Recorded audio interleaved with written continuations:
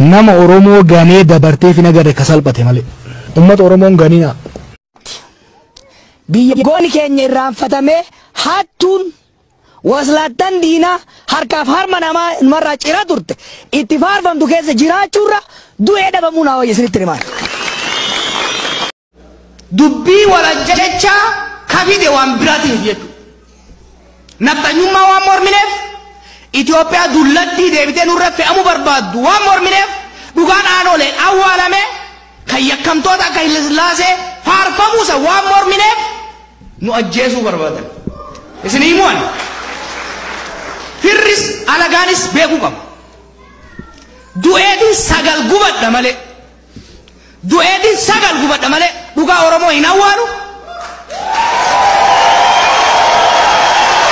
warri dandeettis gahumsa sin qabne yeroo siyaasaa bocolan waan an argeef filannoo kanarratti dhugaan Oromoo awwaalamuuf akka deemuun arge jechuudha. Ijoolleen dubartoota narra gurguddoo namni nan tumin hin jiruan. Hundi isaanii amma hoggaan arge dhiigana kan reeta. Aljazeeraan naaf feereen Niiwoork irraa hoggaan deemu sirba Hacaaluutiin dhaggeeffachaa dhaqe. Sirboonni baay'ee murteessaadha beekta. Tokko kan Taaddalan sirbe gadaan keenya kan jedhu. Impaaktii guddaa narra kaa'ee ture. Kun 2012 kana baay'ina fakkaata ka Taaddala. 2013 immoo tokko taa'ee tokko nyaatu jedhu suni kan Hacaaluu isan dhaggeeffachaa. Tokko du'ee tokko taa'u wal gaggalaa baataate wal gaadhaqe hanga stuudiyoo seenutti gurra keessa kaafadhe. Kanaaf an kanuma danfe kana stuudiyoo seene beekta. Ana danfe jiru gaafii nama danfisu na gaafatte. We have Jawar Mohammed, and Jawar is an Oromo rights advocate who was raised in Ethiopia's Oromia region. Jawar, it's great to have you in the stream. Thank you for having me. Are you Oromo first or Ethiopian first? I am an Oromo first. Nuti Oromo da jechuun isaan maraachuu eegallan daran maraachina jennee I am Oromo first jennee kaane. Gara fuulduraa Rabbi qofa beeka. Fedhii aartii guddaan qaba. Osoo gara siyaasaa goruu baadde haati akkan doktora ta'uu barbaadde. Ani immoo sagalee na jallati malee silaa wallisaa afaan ta'uu barbaadde. Mutaan na nyaatee dhiisee malee walaloon barreessa ture dur. Muuziqaa warra gurraachaa. Muuziqaan gurraachaa sagalee namni akka gurraachaa qabu hin jiru afaan Ingilizii keessatti hin jiru. Ilma hin jirre beek. Ilma hin jirre. Muuziqaa Ameerikaa kan muuziqaa godhe muuziqaa warra adii hirriba nama raffisa guyyaa otoora sirban. Gurraachi garuu gaafa gabrummaa irraa kaasee sirba ajaa'ibaa sirba ture beekta. Garuu diinagdee jalaa kuffisan. Har'a Eeshiyaa yoo dhaytan, Chaayinaa yoo dhaytan akka Tuppaakii fi akka 50 Centitti surree ol harkifataa deemu. Gaafan barata gaafan abroo qabu sani Adaamaa mana barcaa tokko taa'eetiin na duuba nama afaan Oromoo waa'ee aartii haasa'u dhagaye. Maraataan kun kabijee hoggaan garagalu maraatuma saniin argee jechuudha. Nabarqatti wala garree wayi mistira baafne gurba. Anta akka digisii qopheesseetis dhaqeetis hin beeku. Gaafa sargii gidiyyaa'u namni hanganaa dhufee hin beeku bee. Nama shaniit ture. Namni dura yoo ol fuudhu waggaa duraa san baranoo jedhama. Waliin lolu jaarsaa jaartillee waliin fikir hundi isaa. Naqaanesiti amma. Wanni raafamu yookiin dhadhaa baasa yookiin anan ballee. Guyyaan sabaa sablammootaa hin geenye ganaadha. Guyyaa maqaa. Ijoollummaa marraa raaf shumarran ture. Gaafan mana barnootaa tures ijoollee gurmeessuu uummata kakaasu. Naannoo keenya san gara ganda qabalee 20tu jira. Gandi ani miilaan hin dhaqin hin jiru yeroo san. Ganda hunda miilaan dhaqeetiin gurmeessan ture nan kakaasan ture. Gurbaa diimaa barataa san naan jedhan yeroo san. Gootummaa sodaas hin qabu. Waanuma ol deemaa natti fakkaata. Gootummaa illee hin qabu nama. Sodaa illee hin qabu. Namummoo harreedha jedhanii si ka samii ol laaltee hagam fagaatettee dhiitoo utaalte. Uummanni Oromoo maal gochuu qaba? Uummanni Oromoo dura Rabbiif galata galchuu qaba. Warri abaabaa kun dhufeetti nama barate fidaa jedhanii jedhan. Nama barate fidaa. Bulchaa biyyaa bulchuu jennaan hin barbaannu nama barate jedhan. Gabareen waa ta'u jedhan bulchaan. Lakkii nama hin barbaannu nama barate hin ta'u. Maal jennaan namni barate sodaattudha jedhan.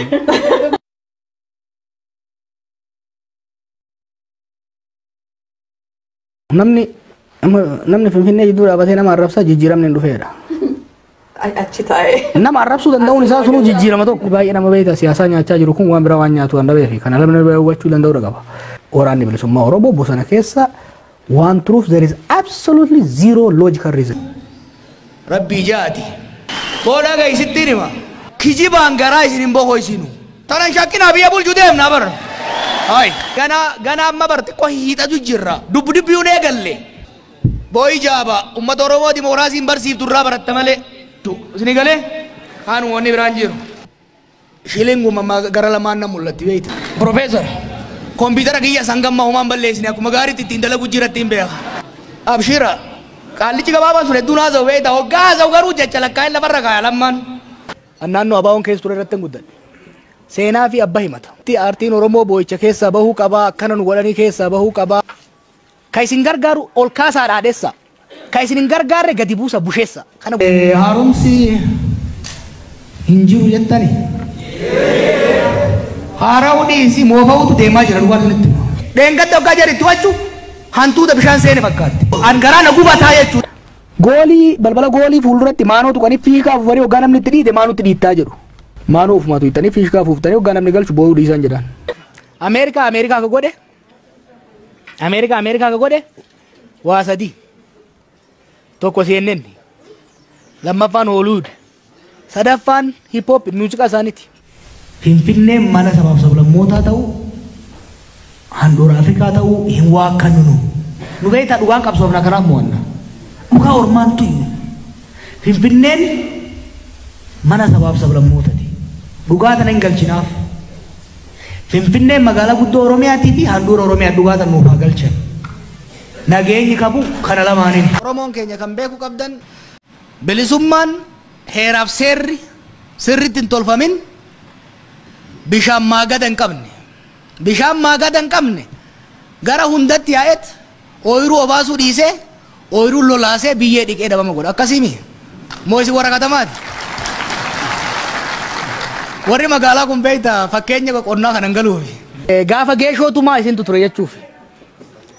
Gaafa farsoo hedduu sabboonummaa jechuun xiinsammuudha mataa namaati. Oromummaa teessan gadi lakkisna. Oromiyaa irratti abbaa ta'uu yoo barbaadan karaan takkittii qofa kijibni biraan barbaachisu. Karaa Oromummaati. Karaa obbolummaa Oromummaati. Ajjeesuu danda'u sochii kana. Namoota ajjeesuu danda'u. Never. Akka ifaa san argutti hin arga. Uummanni keenya bakka garaasaa san numa ga'a. Hanna wayyaanee wajjin godhaniif dhiisaaf yakka ajjeechaa nama keenya kolaasu wayyaanee wajjin godhaniif dhiisaaf jedhee kan uummata Oromoo kadhate ana. Yakka kaleessaatiif dhiifneefirra. Qondaalota mootummaa hundaaf yakka irratti akka hin dabalinaa. You will be defeated again. Nuyi lubbuudhaan jiraannee arguu dhabuu dandeenya.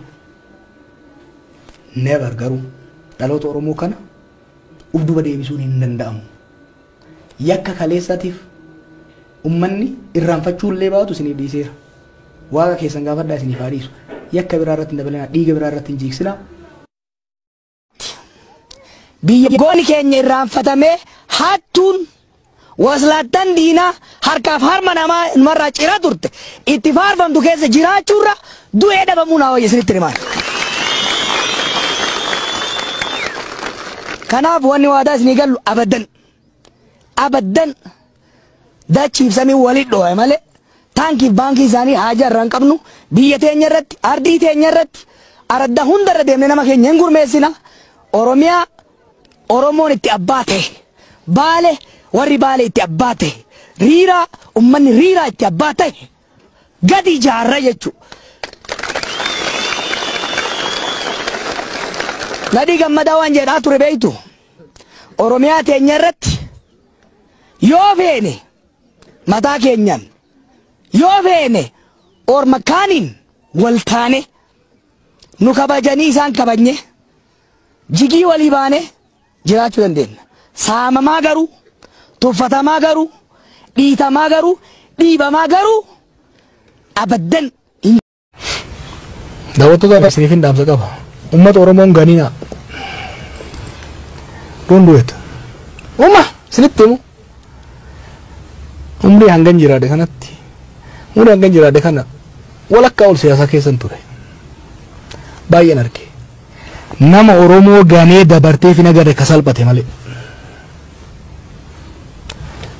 Sodaattanii, sossobamtanii, doorsifamtanii akka miidiyaatti dhugaa Oromoon jallisinaa.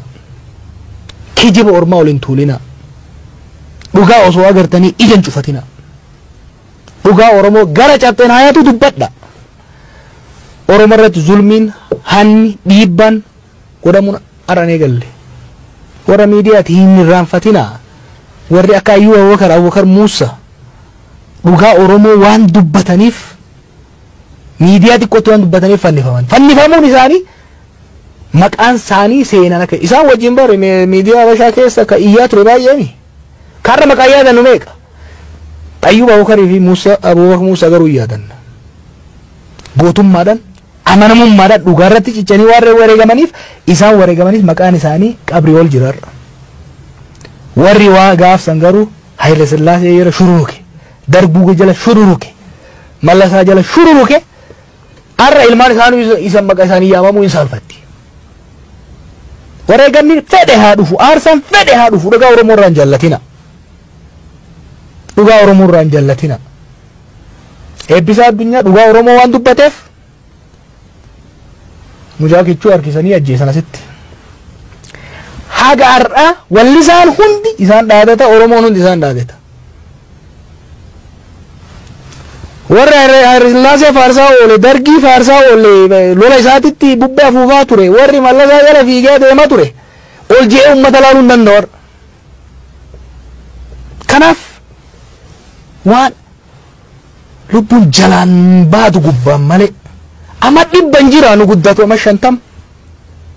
Kanaa jecha namni sodaatee haga fedhee nyaanne boorciin kiyyarra kanarra achi guddatu.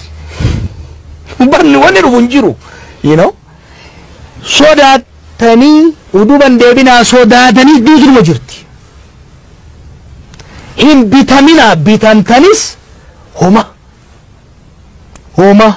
waan amma isin nyaattan irra kan ol dabalu hin jiru. Isin qofaa miti warra miidiyaa hundaaf wanni angorsu dhugaa Oromoo lafee qabsaa'otaatiin as geessitan. Dhugaa Oromoo seenaa miti barkaasaa turre. Waan namoonni irra ittiin qoosan kana bar seenaa miti. Waa'ee Taaddasaa, waa'ee Lemoo, waa'ee Baaroo haaliif nu seenaa suni. Waggaa 3, waggaa 4, waggaa 2 dabre kana keessatti nama keenya irratti waan ta'u. Dhuma irratti uummata Oromootiif wanni nan dabarsu. Tokkummaa Oromoo kee tokkummaa kee cimsi. Wanni biraa hin dhaqqaba. Qawween osoo caalamnu. Maallaqaan osoo caalamnu, dippiloomaasiin osoo caalamnu kan as geenye tokkummaa Oromoo cimsineeti. Tokkummaa Oromoo kana immoo lafatti finne. Kaarra gowwaa fi gantuun Wallaggaa Faarsii, Shawaa Faarsii maaliif jettee nama keenya Islaamaa Kiristaanaa jettee walitti buusuudhaaf fiigdu kana aarsaa itti kafaleeti. Taaddasaa Birruu fa'aa faatu maaraga lafa kaayee dheeraa dhaqeeti. Bariisoo waa beefaatu amantiin hin qoodamnu jee shinnigatti wareegameeti. Lafatti miti lafeen jaarree asiin geenye. Lafeen tokkummaa lafeen jaaramte sana akka mansalaalatti fayyadamneet salphina abbaa Tsaayyafaa jalatti nu gatan turan san keessa of baafneet har'a kabajaa hanga tan argachuu dandeenye. Har'as tokkummaa keenya diiguu warri barbaadu bitamaan nu keessa jiru saa taatu. Gowwaan nu keessa jiru saa taatu. Diinni saa taatu abbichaan Wallaggaa fi Shawaa walitti naquu fiigu. Harargee fi Arsii walitti naquu fiigu har'a. Abbichaan gandummaa faarsuu fiigu. Qilleensa amantii afuufuuf deemu waan tokko shakkina. Uf duuba isin deebisuu barbaada. Masalaala isin kortanii ol baatan san sadarkaa isin takka takkaan irraa baasaa akka jiru beeka. Amma gufnaan immoo ol deebi'uun hin jiraatu. Kanaaf tokkummaa keessan cimsaa. Dhugaa teessan gadi lakkisinaa. Jaarmaalee keessan cimsaa. Qophaa'aa laaftuun taatu amma itti aantu tun tadhumaati garuu. Nuni dhan jechuun miti.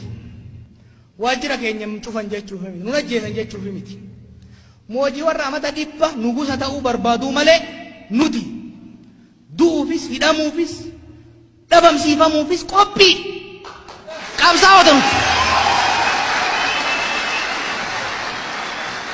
qabsaan Oromoo bolola aangoo hin qabu bolola bilisummaa malee bilisummaa ummata isaa malee dhugaa ummata isaa malee tarsiimoo qabna tokko yoo hidhan kumaatama itti hiriirsina tokko yoo ajjeesan kasan daranii jala jala itti ol baafna abadan waan takka beekuu qaban ji'a as deemu filannoo as deemu kanarratti jaalatanii jibbanii wixxifatanii ka danda'an nu keessaa ajjeesanii hidhanii ummanni Oromoo fi Oromiyaa akkan isin argu kanatti arga mootummaa isaa ta'u inuma filata inuma filata